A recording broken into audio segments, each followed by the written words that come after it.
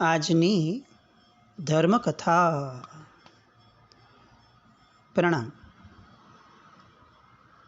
શ્રી મુનિસુરત સ્વામી પરમાત્મા, એમનો પૂર્વથી ત્રીજો ભવ શ્રી વર્મકુમારનો. એ ભવના પ્રસંગો, એ ભવની વાતો, એ બધા દ્વારા આપણે એ પ્રયત્ન કરી રહ્યા છીએ કે આપણે કેટલેક અંશે સમજીએ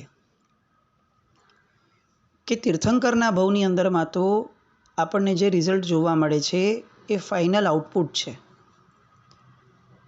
પણ એ ફાઇનલ આઉટપુટની પ્રોસેસ કેવી રીતે થઈ,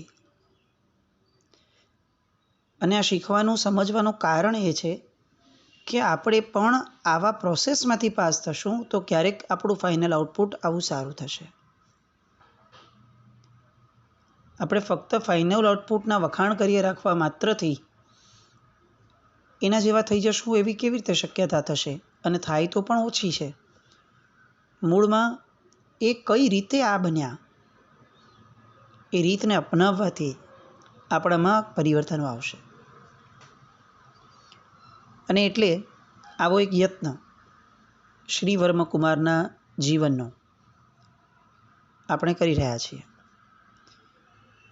ગયા અઠવાડિયામાં આપણે એમનું આખું બાળપણ જોયું, કુમાર અવસ્થા જોઈ, અને એ બાળપણ અને કુમાર અવસ્થાની અંદરમાં આર્ય સંસ્કૃતિની કઈ પ્રણાલિકા પ્રમાણે એમનો ઉછેર થયો, ઘડતર થયું એ જોયું.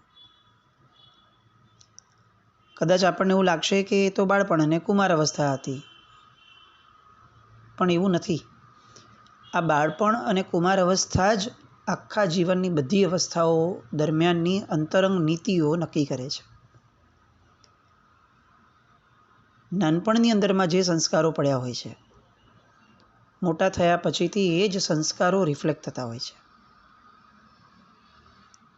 એમાં બગાડો હજી કદાચ સહજપણે શક્ય બની શકે, પણ એમાં સુધારો થવો એ થોડો મુશ્કેલ હોય છે. એક ઉંમર પછીથી નવા સુધારાઓને આપણું મન એક્સેપ્ટ બહુ નથી કરી શકતું, અને એટલે બાળપણ જેટલું સારું રાખી શકાય એટલું રખાવવું આવશ્યક હતું. કુમાર અવસ્થા પણ પૂર્ણ થઈ, યૌવન અવસ્થા આવી. માતા પિતાને ચિંતા થઈ કે હવે આમને સુયોગ્ય કન્યા ક્યાંથી લાવશું. અને એવામાં ચીથરે હાલ બે વ્યક્તિઓ એ રાજમહેલમાં આવી ચડ્યા, રાજાજીની અનુમતિ માંગી, અને પોતાનું આવવાનું એક વિશેષ જે કારણ હતું એ કારણ જણાવતી વાર્તા એમને શરૂ કરી. વાસવપુર નામનું નગર, વાસવદત્ત નામનો રાજા, અને વાસવશ્રી નામની એમની રાણી, વસંતશ્રી નામની એમની કન્યા. નામો પણ બધા કેટલા સરસ. રૂપનો કટકો અને ગુણોનો ભંડાર એવી એ કન્યા, 64 કળાઓમાં પારંગત એવી એ કન્યા વસંતશ્રી. પિતાને યૌવન અવસ્થા આવી એટલે ચિંતા થઈ કે હવે આવી કન્યાને હું ક્યાં પરણાવીશ, એમની માટે સુયોગ્ય વર ક્યાંથી લાવીશ. એટલે એમણે એ સમયે સ્વયંવર યોજવાનું નક્કી કર્યું. હવે મનોમન આ નક્કી થાય છે કે હવે હું મારી દીકરી માટે સ્વયંવર યોજું. એ વાત વ્યક્ત થાય પોતાની દીકરી પાસે એ પૂર્વે એક અચાનક અલગ ઘટના બની જાય છે. ઘટના એવી છે કે કુમારી વસંતશ્રી, એને એક નિયમ હતો કે રોજ ઉદ્યાનમાં જવાનું, અને ત્યાં કામદેવની મૂર્તિ હતી, મંદિર હતું એનું, એની વિધિવત પૂજા કરવાની. દર વર્ષે વસંત ઋતુમાં ત્યાં અષ્ટાનિકા મહોત્સવ પણ કરાવે. એમને અપૂર્વ શ્રદ્ધા હતી કે આ કામદેવની વિશિષ્ટ ભક્તિના સ્વરૂપે મને યોગ્ય વર મળશે. થયું એવું કે એકવાર આ ઉત્સવનો પ્રસંગ હતો એટલે દંતપુર નામનો એક નગર, એનો રાજસેવક, એણે આ કુમારી વસંતશ્રીને જોઈ, આભો બની ગયો. આવું રૂપ આજ સુધી જીવનમાં ક્યારે જોયું ન હતું. એટલે પોતાના નગરમાં ગયો અને પોતાને ત્યાં રાજ્ય કરતા રાજવી મહાબલ, એના રાજકુમાર સુદર્શનને એમણે વાત કરી કે રાજકન્યાઓ તો ઘણી હશે આ જગતમાં, પણ વસંતશ્રી જેવી આ જગતમાં ક્યાંય હશે એવી શક્યતા મેં નથી જોઈ. જો તમે એની હારે પરણો તો જ ખરા, બાકી દુનિયામાં તમને જે મળશે એની કોઈ કિંમત નથી. કન્યા રત્ન એ તો વસંતશ્રી જ છે. આમ કહી અને વસંતશ્રીનું એવું વર્ણન કર્યું કે પેલો સુદર્શન કે જે આમે થોડો ઉદ્ધત અને ઉછાછળો હતો, થોડો અવિચારી હતો, ઉતાવળા કામ કરવા માટે પ્રજામાં જાણીતો પણ હતો અને થોડો અપ્રિય પણ હતો, એણે આ વર્ણન સાંભળીને ગાંઠ વાળી કે હવે ગમે તે ભોગે પરણવું તો વસંતશ્રીને જ પરણવું, નહીં તો નથી પરણવું. હવે પોતાનો નિર્ધાર, થોડો ઉદ્ધત વ્યક્તિ એટલે પોતાનો નિર્ધાર એણે પોતે જ પોતાના મિત્રો દ્વારા પોતાના પિતા પાસે મોકલાવી દીધો અને એમણે પિતાને કીધું કે તત્કાળ તમે વાસવદત્ત રાજા પાસે કન્યા માટેનું માગું મોકલો. પિતાએ પણ વિચાર્યું કે ચલો સારી કન્યા હોય તો સારી વસ્તુ છે. વાસવદત્તને સંદેશો મોકલ્યો અને વાસવદત્તે જવાબ પાડ્યો કે ભાઈ, મારો મનોરથ એવો છે કે મારે કન્યા માટે સ્વયંવર રચવો છે. એ જ્યારે હું સ્વયંવર રચીશ ત્યારે હું ચોક્કસ તમને આમંત્રણ મોકલીશ. કન્યા જેને વરે એ એનો પતિ હશે. અત્યારે હું હા પાડું એ બહુ મને ઉચિત નથી લાગતું. કન્યાની પોતાની પસંદગીની પણ કિંમત હોય કે નહીં. એટલે આ જવાબ મળ્યો. આ બાજુ વસંતોત્સવ દરમિયાન કામદેવની પૂજા કરી લીધા પછી કુમારી વસંતશ્રી એ ઉપવનમાં નિરાતે બેઠી હતી. અલગ અલગ વ્યાપારીઓ અને ભાટચારણો એ બધા ત્યાં આવતા, મેળો હતો એટલે બધાના મોઢેથી દેશ વિદેશની અલગ અલગ વાતો સાંભળવા મળતી. એમાંથી એક ભાટચારણ એણે શ્રીવર્મકુમારના રૂપ અને ગુણોનું વર્ણન કર્યું. આ કુમારી સાંભળે છે, હજી એણે કંઈ કોઈને જોયા નથી, કંઈ વાત થઈ નથી, પણ વસંતશ્રીને ફક્ત શ્રીવર્મકુમારના વર્ણનના કારણે અંદરના રૂવાડાઓની અંદરમાં કેટલીક અકથ્ય આકર્ષણની ધારા જન્મવા લાગી. એને એવું થવા લાગ્યું કે મારા માટે જો કોઈ અનુરૂપ વર હોય તો આ શ્રીવર્મકુમાર જ હશે, બીજું કોઈ જ નહીં હોય. અને એ વિચારણા કરી અને કામદેવની મૂર્તિ સામે જુએ છે અને સહસા એ કામદેવની મૂર્તિ પર રહેલું પુષ્પ એ નીચે પડે છે. એટલે હવે અહીંયા વસંતશ્રીને મન દૃઢ નિર્ધાર થઈ ગયો કે મેં જે અત્યાર સુધી ભક્તિ કરી છે એના ફળ સ્વરૂપે જ મને આ યોગ્ય કુમાર મળવાની વાત, એનું સમર્થન આ ઉપરથી પડેલા પુષ્પએ પણ મને આપ્યું.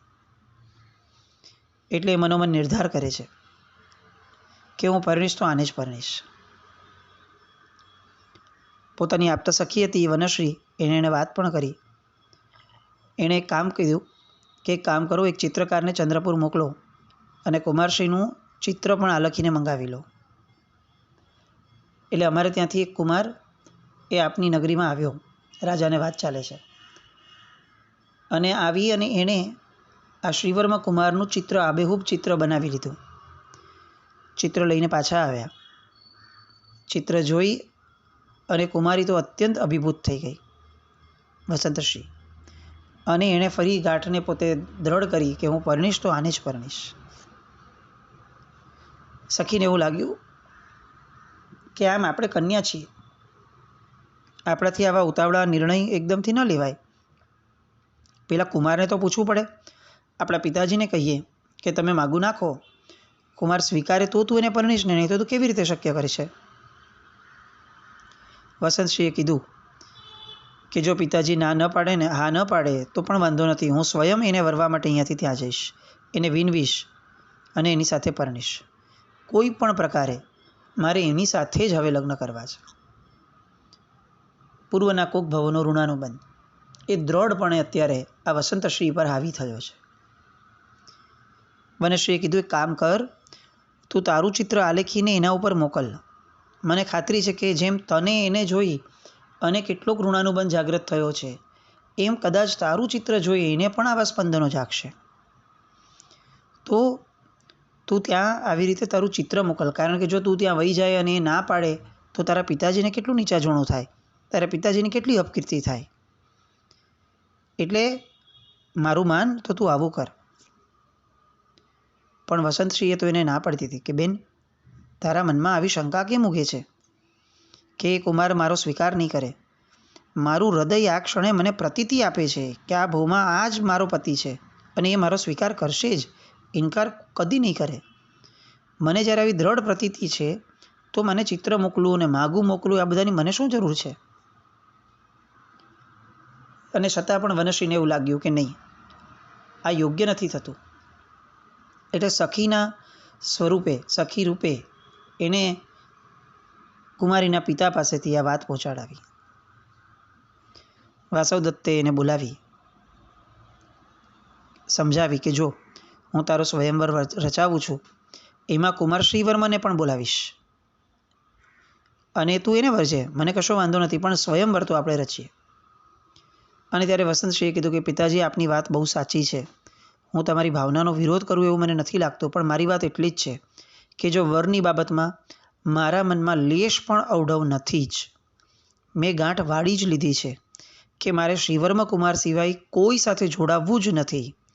તો પછી આટલા બધા રાજવીને અહીંયા તેડાવવા, સ્વયંવરનો આડંબર રચાવો, આ બધું નકામો તમાશો કેમ કરવો છે?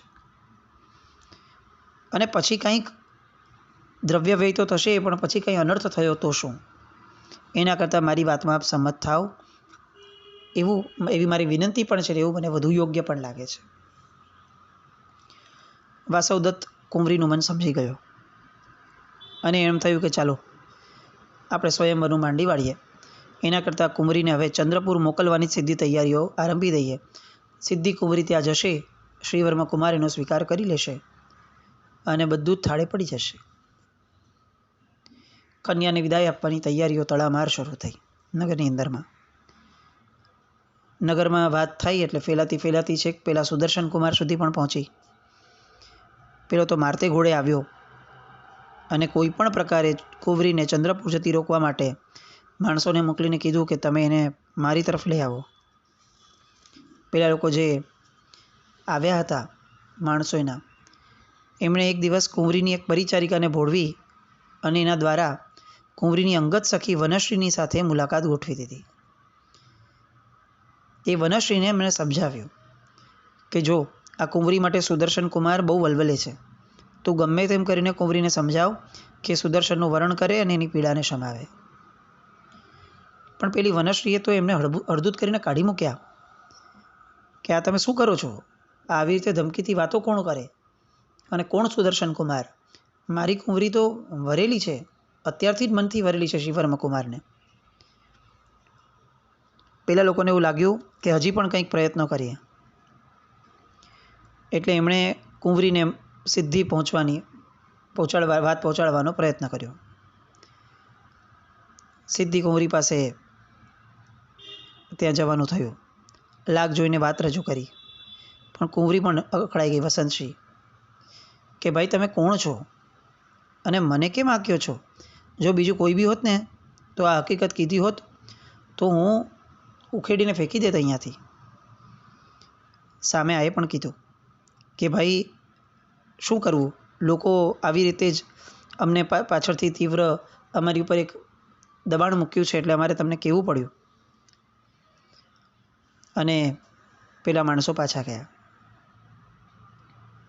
સુદર્શનને સમાચાર પાછા મોકલી દીધા કે તમે જેની માટે ક્યારના તડપો છો એ વ્યક્તિ એ શ્રીવર્મ કુમાર તરફ અકળ ખેંચાણ અનુભવે છે. શ્રીવર્મ કુમાર એને હજી આ કુંવરીએ જોયો નથી, પણ એના પ્રત્યેનું જે ખેંચાણ છે એ ખેંચાણના કારણે જ એ એના તરફ આકર્ષાય છે. આ બધી વાતો થાય છે. ફરી એકવાર આ શ્રીવર્મ કુમાર માટે જે વાત સાંભળી અને સુદર્શનનો એક મિત્ર હતો એ મિત્રએ કહ્યું કે આપણે કંઈ પણ ઉતાવળિયું પગલું ભરીએ એ પહેલાં મને હજી એક દાવ રમવા દો. અને એનો એ જે ચતુર મિત્ર હતો એ મિત્ર આવ્યો, એને વનશ્રીને ફરીથી સાધી, વનશ્રીને કેટલીક લાલચ આપી અને વનશ્રી પાસેથી એણે એમ કીધું કે તું કોઈ પણ રીતે કુમારીને અમારા રાજકુમાર તરફ વાળી દે તો હું તારી 7 પેઢીને ન્યાલ કરી દઈશ. વનશ્રી હસીને કહે છે કે મારું કુટુંબ તો કુંવરીબાની મહેરથી કાયમ સંપન્ન જ છે, એટલે મારે કશી ચિંતા કરવાની જરૂર નથી. જેને દળદર ફીટવું હોય એ ફીટે, મારે કંઈ કરવું નથી. પણ આ જવાબ આપતી વખતે વનશ્રીના મુખ ઉપર એક હાસ્ય હતું. એ હાસ્ય શોધવાનું કામ પેલા મિત્રએ કરી લીધું.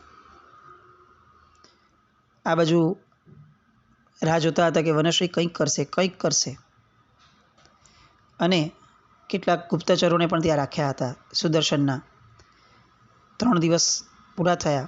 રાજાએ આપેલો રસાલો, એ રસાલા સાથે વસંતશ્રી ચંદ્રપુર જવા માટે પ્રયાણ કરે છે. સેવકોને આ અંતરિયાળ વાત તો હતી જ. એ લોકોએ આ રસાલાને આંતરવાની વાત કરી અને સુદર્શને હવે તરત નિર્ણય લીધો કે પોતાના ચતુરંગ સૈન્ય સાથે એ દંતપુરથી નીકળશે અને પોતે પોતાના પિતાને જણાવ્યા વિના જ કુંવરી જેવી પોતાના રાજ્યનો સીમાડો ઓળંગી લે ત્યાં જ એને આંતરી લેશે. અને એ સમયે પેલા મિત્રને વિશ્વાસ હતો કે એની જે સખી છે વનશ્રી એ ચોક્કસ આપણને સહાય કરશે.